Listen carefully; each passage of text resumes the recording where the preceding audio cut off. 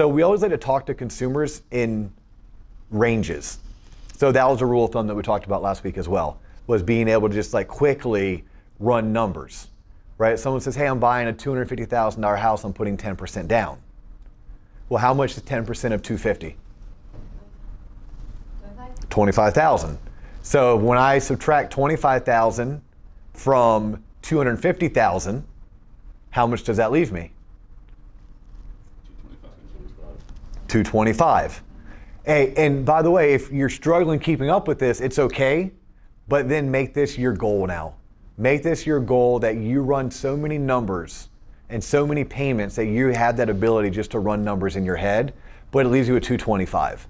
So now all of a sudden, I can learn that if someone's gonna finance 225 and I wanna use my rule of thumb that for every $100,000, they're going to finance, it's 650 bucks.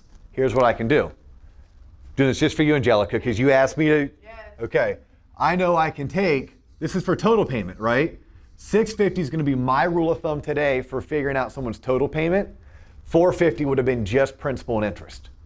But I can take 650. If it's a $225,000 loan amount, then that tells me I'm not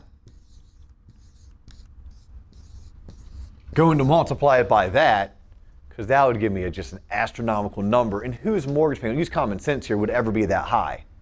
But I could probably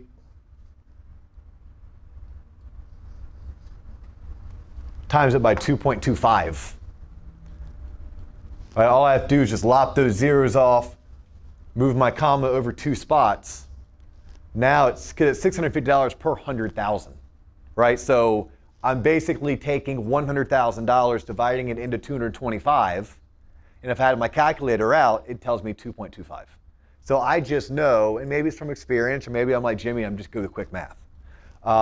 Jimmy's just like me though, he cheated his way all the way through 6th grade math, college math, high school math. Somehow he's figured out how to use things that have fractions, percentages, and decimal points. But 650 times 2.25, anyone know? Yeah, 1425. You want to see how Jimmy and I figured it out?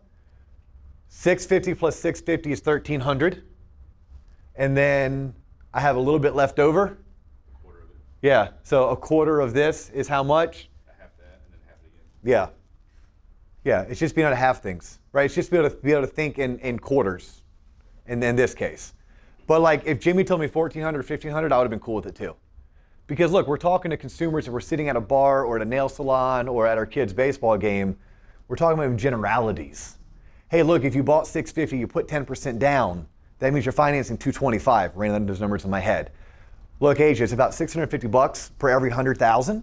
So if you're going to be financing 225, 650 plus 650 is 1,300. Yeah, you're about 1,425 a month. And you're going to need $25,000 out of pocket.